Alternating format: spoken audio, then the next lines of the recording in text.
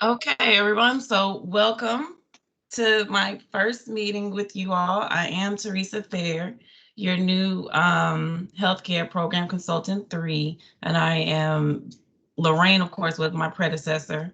So today what I wanted to talk about is really we're just going to go over some of the audit information that you all have been receiving, and I just wanted to give a brief introduction of myself and to give you some updates and also update y'all on the training because I know everybody's been wondering about that because it's been a minute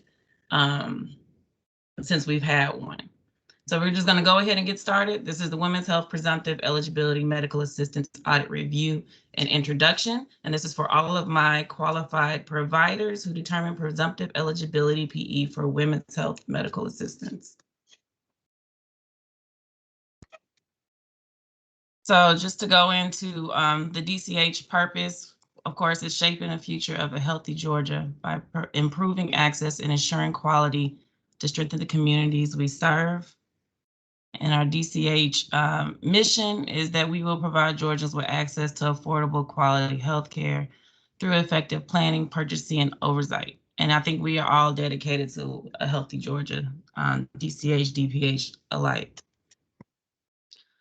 So our topics of discussion for today, a brief introduction again of myself, the healthcare consultant, our updates, training dates, the goal of PE, just going to go over some of the program requirements and of course audits. So just to tell you a little bit about myself, I graduated from Georgia State University. I've been with the state since 2005. I worked at DeKalb County DFACS as an eligibility worker. And then I moved to the state office in 2016. I was in the family Medicaid policy writer. It was in this position that I started working closely with Ms. Russell and Ms. Sneed.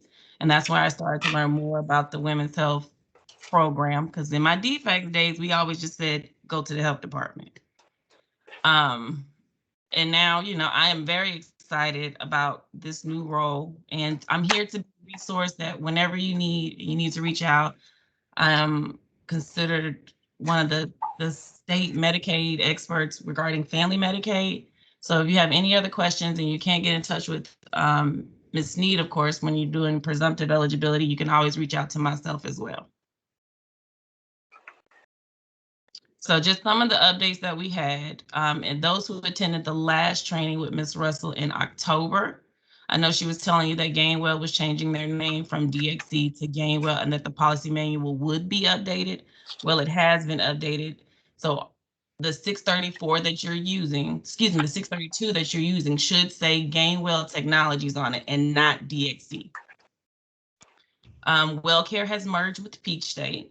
So now we only have 3 CMOs. That's AmeriGroup, Peach State, and CareSource. We have a new DCH commissioner, that is Kaylee Noggins.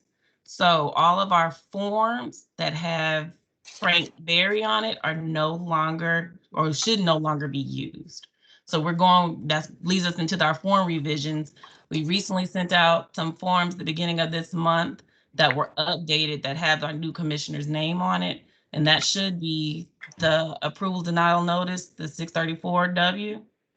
Also, the manual update form was the PE manual update form has the new commissioner's information on it. The certificate of diagnosis, it has both our commissioners' names on it, DPH and DCH. And then we also have the physician statement of treatment form that was updated.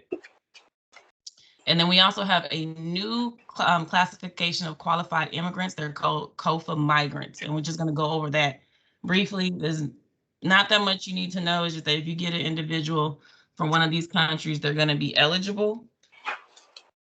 So just to go with some more information for our qualified immigrants, there's 2 groups of qualified immigrants. We have those that have been here legally for 5 years. Those are usually our LPRs, or residents. Then we have the immigrant population that is exempt from the 5-year status, and those are usually our refugees, asylees, parolees.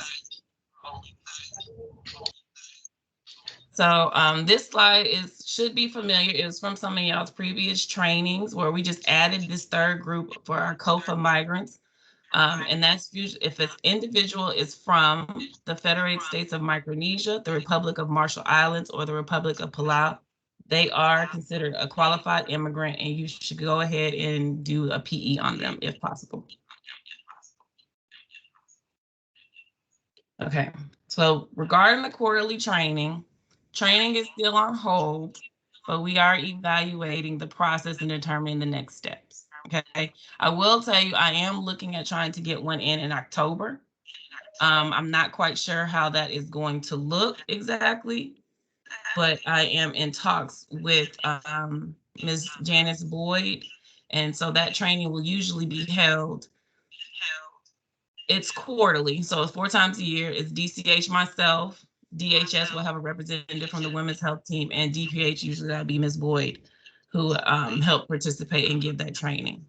So first bullet, yeah, is still on hold. Second bullet, the new workers, they should have some basic knowledge. So before the training, so that they're able to grasp everything quickly, we want to make sure that they do know the terms, they're familiar with the forms, they understand the information that is being requested of them and the PE process.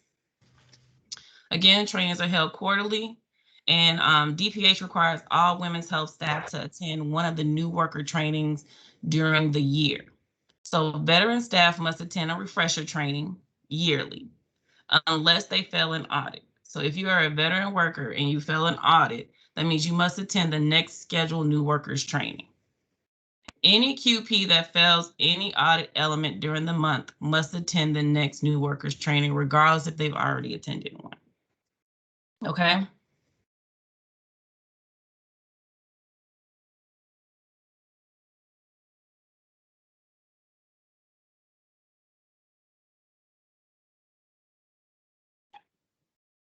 And I just wanted to remind everyone, please make sure your mics are muted. I'm hearing that there was some feedback. All right, so just briefly to just go over the goal of PE. So to provide Medicaid coverage prior to the full Medicaid eligibility decision by defects. So defects can take up to 45 days to do an application, and we know that the women that are coming in and are in need to go ahead and either find out if they're going to be eligible or not and start their care. So that leads us to our purpose, which is to allow an applicant to know immediately if she is eligible, and if so she can obtain breast and/or cervical cancer care immediately. Just to briefly go over the requirements, it's available to only applicants that meet the breast and cervical cancer program requirements. Okay, this is available to U.S. citizens and qualified immigrants only. And remember, our COFA migrants are now part of our qualified immigrant population. EMA is not available for presumptive. However, if it is a situation where it is an alien who does have service dates, they've had bills, you can send that application on to the defects women health team and let them determine possible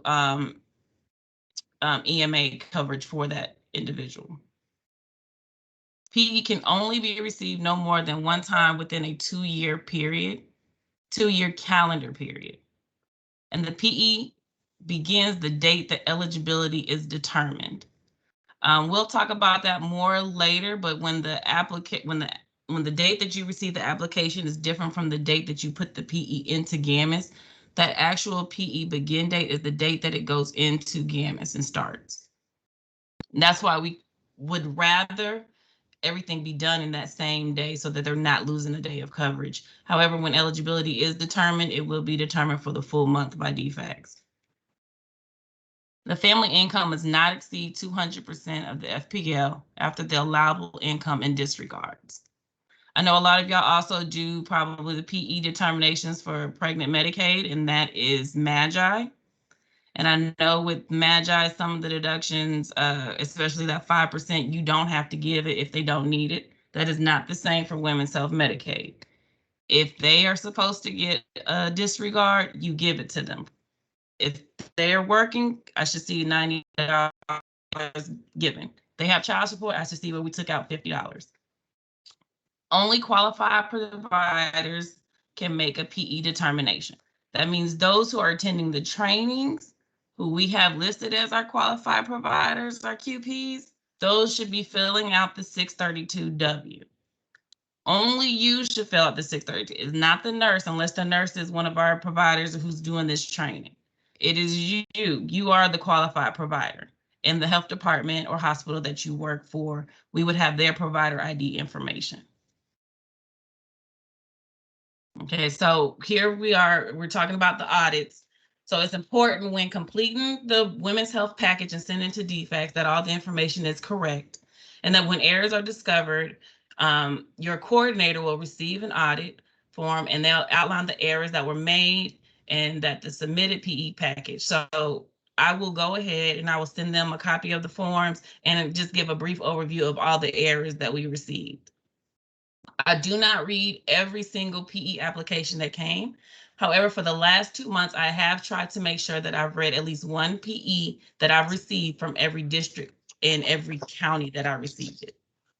If I receive multiple PE applications from a certain county and there's multiple QPs, I try to read at least one from each QP just so that you have some feedback, because I know it's been a while right now since we've done any audits or that there's been any trainings.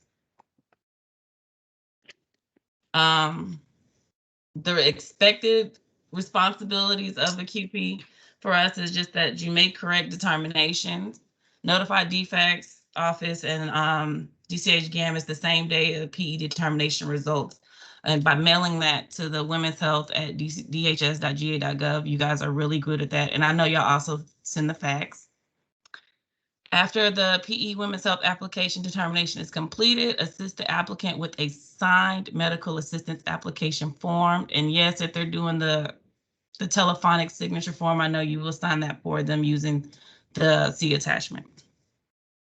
Inform the applicant in writing of the results of the PE Women's Health determination. That means that they should always get a 634W approval or denial notice. And we've also uploaded the Spanish versions of both those notices into the web portal because I don't believe it was there previously. I want you to keep all application packages, the 632W and the 94, until confirmation is received or whatever your office policy is on retention. Understand the eligibility requirements and requesting prior months. Have the ability to compute a presumptive eligibility using the PE Women's Health application form. Have a basic understanding of the budget groups. Complete the financial eligibility criteria correctly. We're having a lot of issues with people not using updated FPL limits. So make sure you're always using the most recent FPL limits, and that is also in the manual on GAMMIS. Utilize the PE Women's Health manual, the PE Women's Health forms and resources, etc., to keep PE knowledge up to date. You can contact me anytime you need to.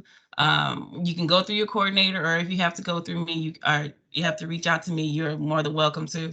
My number is also on most of the signature information that goes out, but I also have that at the end if you need to contact me so that you can. All right, to just go over the audit form. I know most of y'all have already seen this, but this is what we're filling out. I have updated it some, but what I did was I made sure this was already here, where it says 632W, the 10/7/2020. That's the form version you should be using.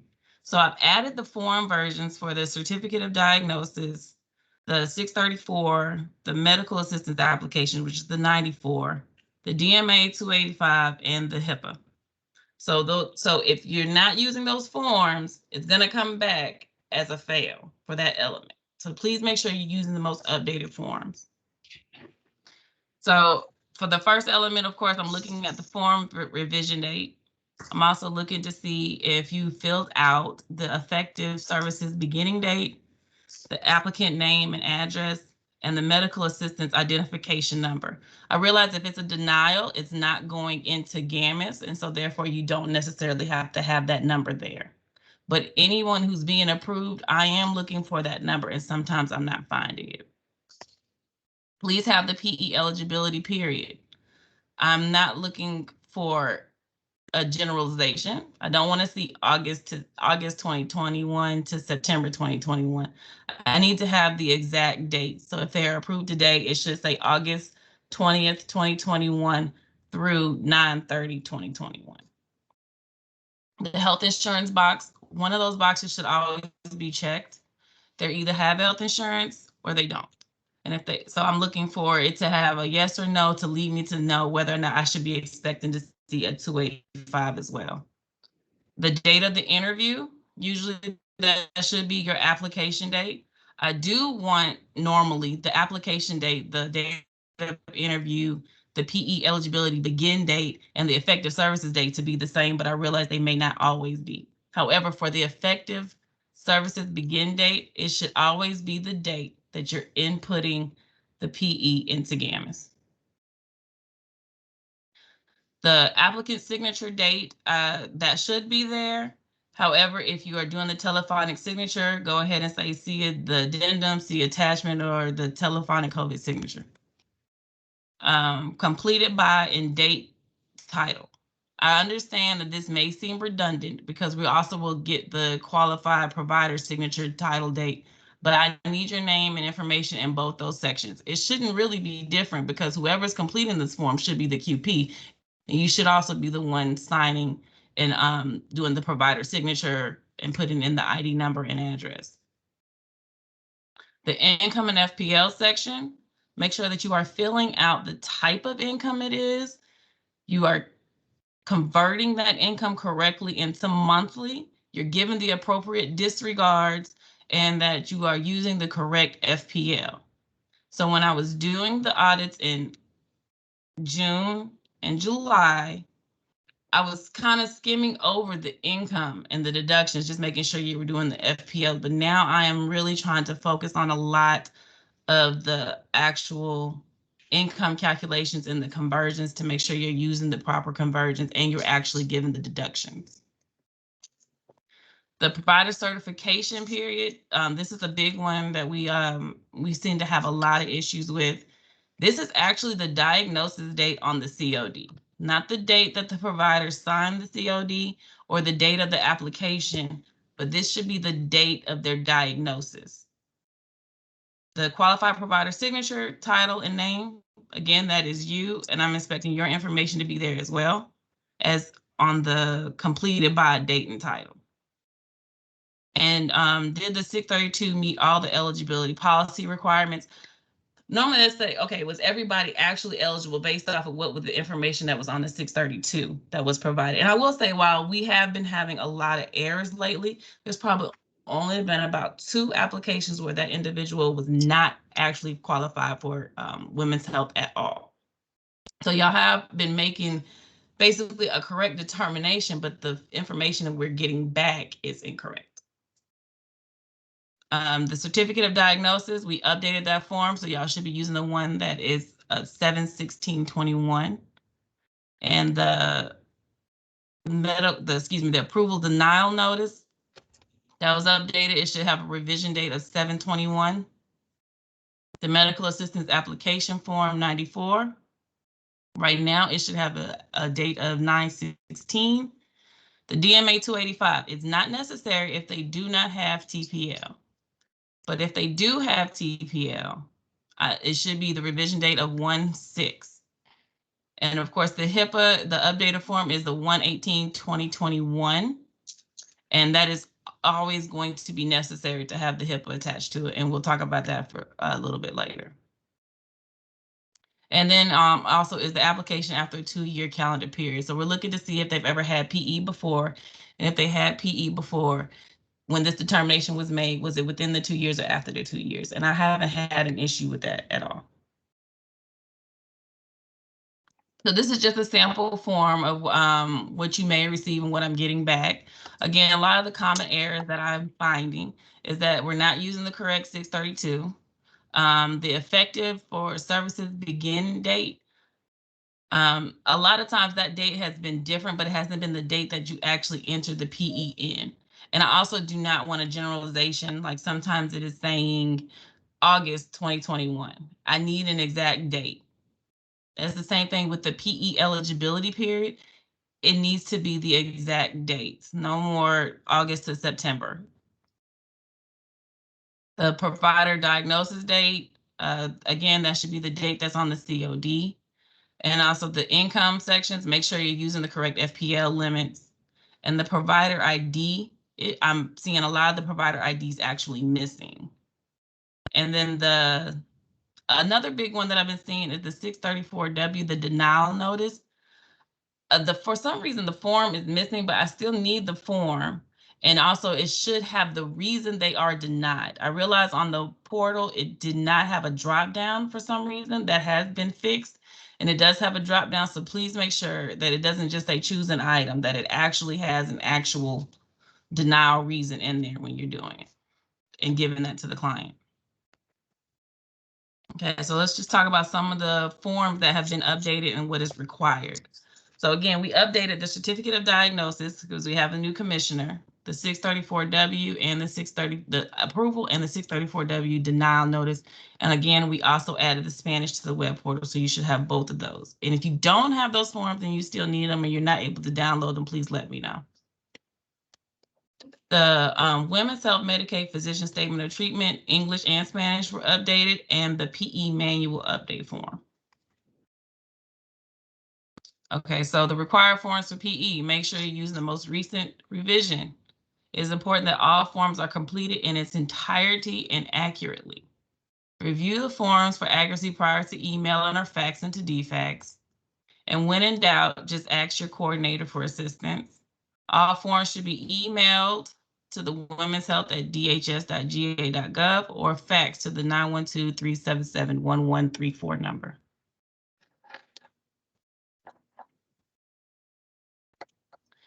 Okay, so the 632W application form, as you see, this one here is the 10/7/2020. The first thing I actually look for is this Gainwell Technologies. Again, here's the effective services beginning date. Make sure that each one of these fields is actually filled out and correct. I do look for the medical assistance identification number and the PE eligibility period. Again, the health insurance box, it should say yes or no. Sometimes y'all are leaving out the type right here. I need to know if it's wages or unearned income, because that also goes to, do they get the 90% deduction? I mean, excuse me, the $90 deduction or not for wages? Do they get a dependent care if there's children, and what their actual net monthly income is? And I do also understand that the client may not have any income, so we have zeros all over. You still need to fill out this bottom part here, and I am still looking for the actual FPL income limit.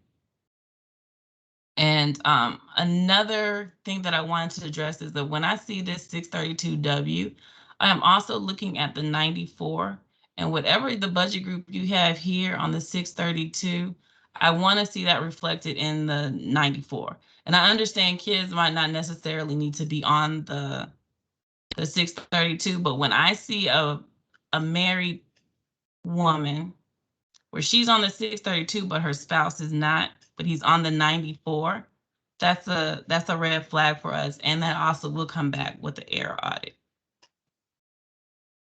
Unless the spouse has received SSI, but again, we can talk about that later. The 632W, the second page, I only need this if, or defects only need this if there was an overflow from the first page and they have more household members or more children that need to be added. But this page is not necessary if everybody can fit on the first page. So when you're screening, we want you to, and you see that this person is active on another medical assistance case in GAMMIS. They are not eligible for women's health unless they have lost coverage. So also included in this is the list of full medical assistance categories. However, if when you're screening, the member is active on inmate Medicaid 815, then I need you to do the following. I need you to complete the 632 and all the required forms to determine if they're eligible or ineligible. I need you to ask them what their release date is. Clearly they're out if they're in there with you. I need you to send a 632W and the release date to me, Teresa Fair, at teresa.fair@dch.ga.gov. But do not enter the PE into GAMMIS. But you will go ahead and send that packet to DFACS for processing. What will happen is we will verify the release date and we will put the PE in ourselves if the release date is verified, and we would contact the member. And here's just a list of all the full medical assistance aid categories. So also when you're screening the applicants in GAMMIS, we want to go over how to complete the PE manual update form. I mean, there's going to be situations where for whatever reason, you're not going to be able to update GAMMIS. So this is at the start, of course, when you're first screening on GAMMIS, the first step before the start of a PE, you want to see if the applicant is on full medical assistance. Do not complete a PE application. For applicants that are active on P4HB, do the following: complete the application, send the PE to GAMMIS, and complete the PE manual update form and send that to the PE corrections at dch.ga.gov, along with the 632. We will terminate the P4HB case. Again, if they're on full medical assistance, do not complete a PE application. But if they're on inmate, you will complete it, but you will not enter that into GAMMIS. You will just send that information to me. For the PE manual update procedure, if the PE needs to be terminated or the member information is correct, you're going to complete the PE manual update form. Only complete the sections that need to be updated. Do not complete the whole form, just whatever is the issue that's in GAMMIS that is not matching the client's actual records. Send that to us. Email the update form along with the application to the PE correction at dch.ga.gov. Make it a high priority with the subject line PE manual update. Continue to send the PE packet to DFACS for full processing of the full medical assistance application. Do not send us the whole PE packet. So DFACS gets the whole PE packet. All I need is all the PE corrections box need is the manual update form and the 632W. This form is for members who have been approved for PE only.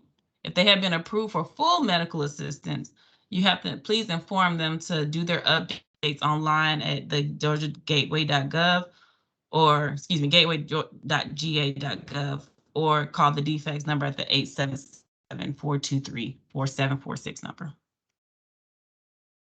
Okay, so for the PE manual update form, this is just a copy of the forms, and also to let you know, again, the PE manual update form was updated, so please make sure that you're using the revised 7/8/2021 form. And you're sending this form along with the 632W to the PE corrections mailbox. The HIPAA notice of privacy is another one of our required forms. We want to make sure that the client is getting this and that you're using the January 18th, 2021 form. The client gets pages 1 through 6. We keep the signature page and we send that to DFACS. Even if you're doing a telephonic signature, we still want this page. Do not sign it. The telephonic signature is only for the 632W and for the 94.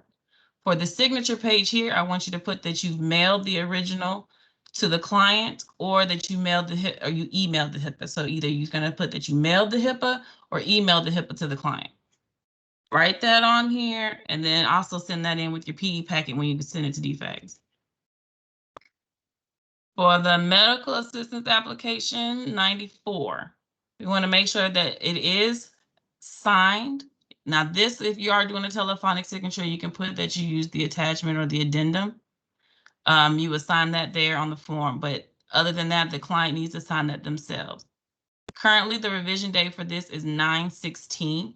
However, we have updated the 94. We had to add some ADA language and voter registration language. So a new form is coming out. It has not been published yet, but I just wanted to make y'all aware and to be on the lookout for it. On the 94, even with this version and the newer version, we still want you to make sure you indicate if the client has any bills for the past 3 months so that we can do and so the DFACS can look at the prior months. The GMA 285, we do not need this form if all they have is Medicaid or Peach Care, but we do need this form if they have any other health insurance, especially those that are coming from the marketplace. We want to make sure we have this information. Normally, if they have insurance, they're not going to necessarily be eligible for Women's Health Medicaid, but they may be underinsured, and we're taking their statement on that. However, if they fill this out and they have other health insurance, also make sure you're getting a copy of their insurance card. But we should see that they're underinsured. If they have full coverage and they're not losing their coverage, they wouldn't necessarily be eligible for Women's Health Medicaid.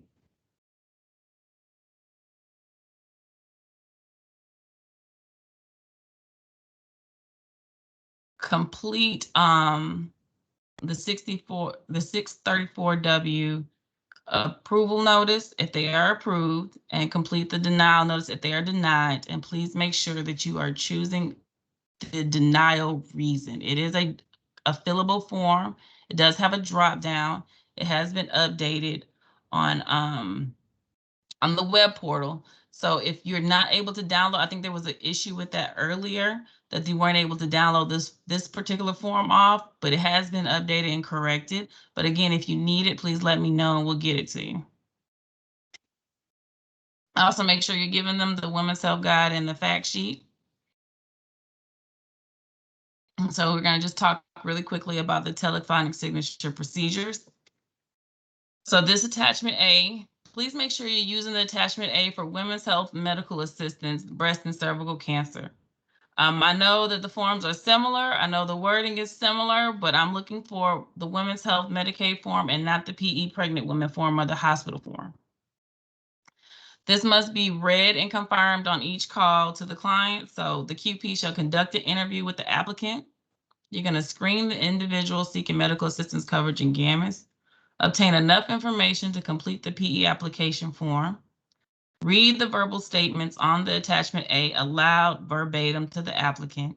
Ask the applicant to verbally acknowledge their consent and determine if the individual meets the PE medical assistance eligibility criteria.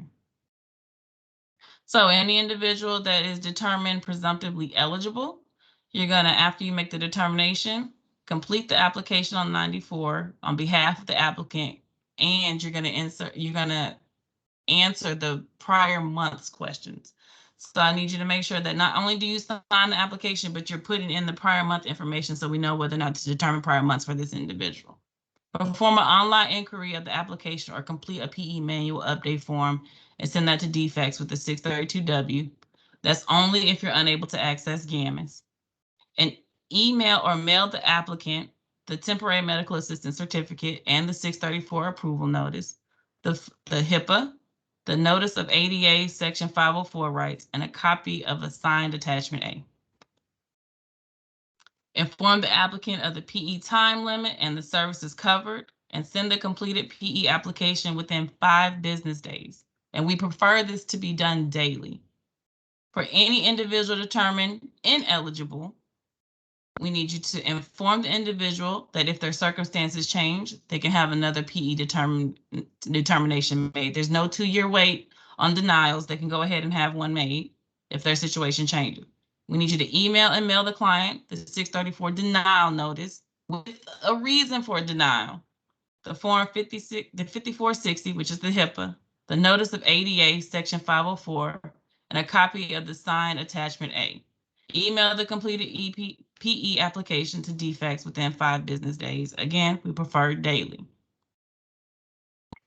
The eligibility requirements for verification. You're going to accept client statement for being a citizen, being a Georgia resident, and their family income. The only verification that's really required during the PE is that we have to have the certificate of diagnosis or a physician statement of treatment. They have to have a diagnosis and we have to verify it. Visitors, tourists, foreign students, and diplomats are not eligible. If they're here on a visa, they're not even eligible for EMA. So we just need you to make sure that you are asking them, are they a U.S. citizen, national, or qualified immigrant like a LPR, or what their status is like refugee, asylee, parolee, or COFA migrant. Citizenship, immigration status. Accept the client's statement about their citizenship or immigration. Note, the Form 216, the Citizenship Declaration of Citizenship form, is not needed. The applicant must declare yes or no about citizenship or immigration status, declare and sign under penalty of perjury status on the 632W. So this is on the actual 632W. As long as they sign and date this, we don't need anything else further regarding their citizenship. Again, if you're doing a telephonic, we know that that's going to be on there, and it's also on the 94. To briefly talk about budget group composition, the main thing about the composition is the wife, if married, her spouse will always be in her budget group, or their children can be in their budget group if it benefits her. If the children have income and it doesn't benefit her, then we can see if we can exclude them and she'll still be eligible. One of the changes that did happen was about stepchildren. I know previously you didn't count stepchildren, but however, if they're in the home, stepchildren can be included in the budget group. But who not to include in the budget group? Spouses, children not living in the home. So any stepchildren that are not living in the home, you would not include those. Or any of your children or her children that are not living in the home, you wouldn't include those. Other relatives living in the home, such as parents, siblings, nieces, cousins, or children 19 years of age or older, and a child or spouse living in the home who are receiving SSI. This is the only time you would not count a spouse is if they're receiving supplemental security income. And I know a lot of the times clients don't necessarily know the difference between Social Security income, retirement, disability, or survivors versus SSI, which is supplemental security income, where you don't pay into Social Security, but you were found to be disabled. It is this income here that if they are receiving it, they're not eligible or do not need to be counted into the budget group, and you wouldn't count any other income they have. So again, if a spouse or child are receiving SSI, you do not include them in the Women's Health Medicaid budget. Please again, make sure you're using the March 2021 limits. The FPL limits pretty much update near the beginning of the year. The new limits come out between March and April of the new year. So please make sure you're using these specific limits. Again, they are in the manual and you do have them here in this PowerPoint. I've been seeing a lot of budget group of 1, 21, 27. That is incorrect. So again, please make sure you're using the updated limits. Income may be received weekly, biweekly, semi-monthly, or monthly, or some other payment schedule. Income received other than monthly must be converted to a monthly amount compared to the test for PE. Okay, and we also do not round the income. So if their income is, when you do the calculation, it comes out to $1,999.99, or there has other points after the decimal. What you're going to do is you're going to drop the third number after the decimal, but that whatever is before that, you're going to just completely have that as their complete income. So we do not round when it comes to the conversion. Also, when you're doing weekly conversions, you want to multiply weekly gross income times 4.3333. Biweekly gross income is times 2.1666. Semi-monthly is times 2. And if you got a yearly amount, we're going to divide that by 12. I'm seeing a lot of times 4, and that is incorrect. Sometimes there is 5 weeks in a month, and to account for that 5th week, we do it by the conversion of 4.3333 or 2.1666.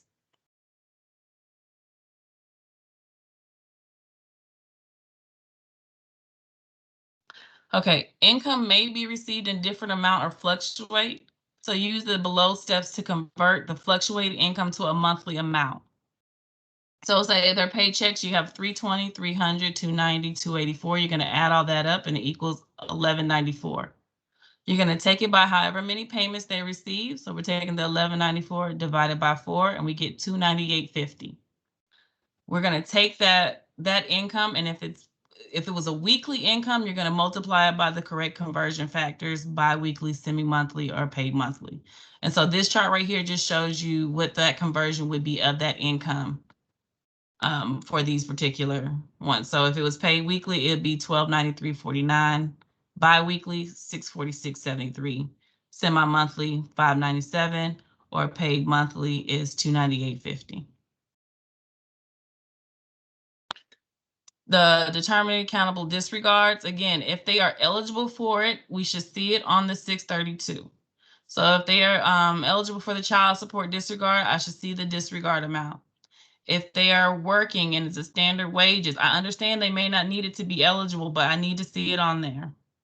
Especially it is per employed adult. So if the wife and the husband are both working, then I should see a $180 subtracted from their net income. Also, the dependent care expenses allowed if the person pays the expense, the maximum of $200 per month for each individual under the age of 2, and a maximum of $175 per month for each individual over the age of 2.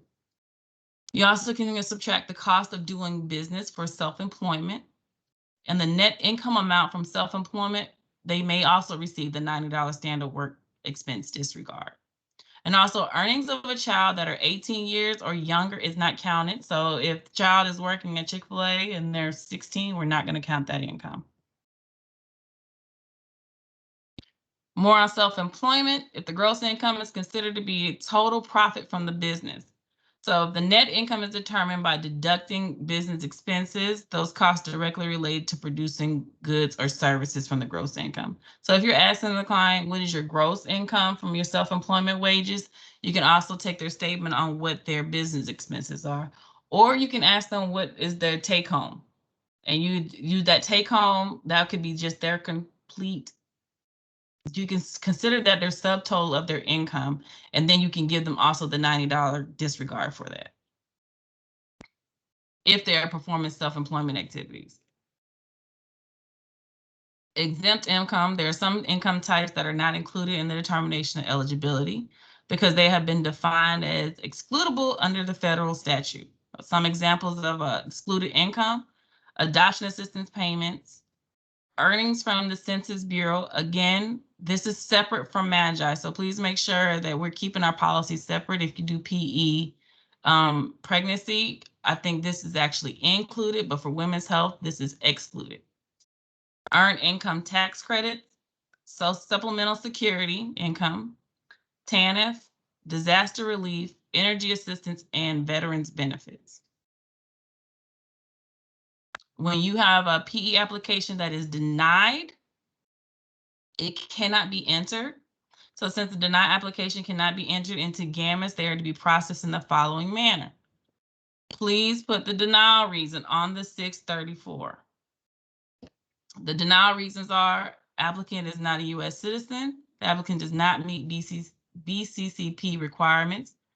Basically, the applicant is over income, they're over the age of they're 65 or older, or the applicant has medical assistance or Medicare. They are not underinsured, or they're not a Georgia resident. The regular PE packet, it should include the 632W, the certificate of diagnosis, approval or denial notice, the 634W, the HIPAA notice, the notice of ADA, medical assistance application, the 94, the 285 if they have health insurance, and a copy of the card front and back if they were able to provide it, and any verification they may have provided at the time. So this is what we are expecting in the email or fax that is sent to DFAX. Now, if this is a telephonic PE packet, it should include the 632, the certificate of diagnosis, the approval or denial notice, and the HIPAA with a signature page emailed to applicant or mailed to applicant written on it, the notice of ADA, the assigned attachment, the 94, and again, the 285 if applicable. Again, you're mailing that or emailing that to womenshealth@dhs.ga.gov, and you're faxing to 912-377-1134 if you need to fax. And again, I am Teresa Fair. This is my contact information. You can call me on either the phone or the cell, or you can email me. And we ask, please do not give my contact information out to any of the providers. But if they need to contact me, or if they're saying they need to be in touch with someone, you can please give me their information and I'll reach out. Also, my backup is Ms. Sneed, my esteemed colleague who has been just awesome and great. Thank you for being in the chat. Please just only reach out to her in my absence. So if you get my out of office, you can also reach out to Ms. Sneed. But please, for most of the women's health issues, if you have a problem you need to talk to, please contact me first. And again, but Ms. Sneed is my backup.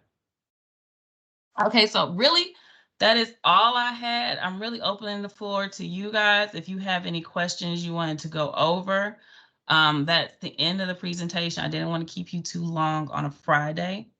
So I'm just going to sit here and please let me know if you have any questions or if you need anything.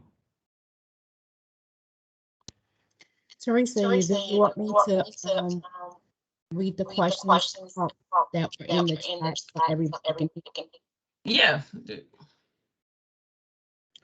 Okay, so one question that we got is, who can we follow up with to discuss the audit findings? We have found that pathology report dates have been questioned lately. So I told them to reach out to you. Yes, please. You can also, any audit finding that you hear that you have some questions about, please call me or email me. I'll be more than happy to go over that information with you. Yeah, another question we received is that they didn't see the medical assistance aid category for 600 codes. Can you explain this one? And I informed them that these individuals have Medicare, so they're not eligible for women's health. That is true. Okay, another one is, will patient be contacted if the retro box is checked for past month coverage, or who can they contact about retro coverage? And I informed them that if they wanted retro coverage, when DFACS got the application, if DFACS needed more information, DFACS should be reaching out to them. And they're saying that they're having difficulty with this process. Who can they follow up with to discuss this further? And I told them to reach out to you. Yeah, so if you do see that the retro box was checked and they are not receiving retro, let me know and I can follow up with the women's health team. But also, if you find out that they didn't put it on the application, but they do need retro, still let me know so we can get that determination made as well. And then another question that just came in, can you please resend the form revisions that reflect the new commissioner? I don't think I have all the updated forms. Okay, so I did have those forms as part of the invite. It should be on there, but if you reach out to me and send me an email, I can go ahead and upload those forms and send them out to you. And those are all the questions in the chat. Did anyone have anything else? Because if there's no further questions, y'all are released from me. I hope that it wasn't too painful. Again, please be on the lookout for training information. And I am always available if you need me. And thank you guys for being part of this process.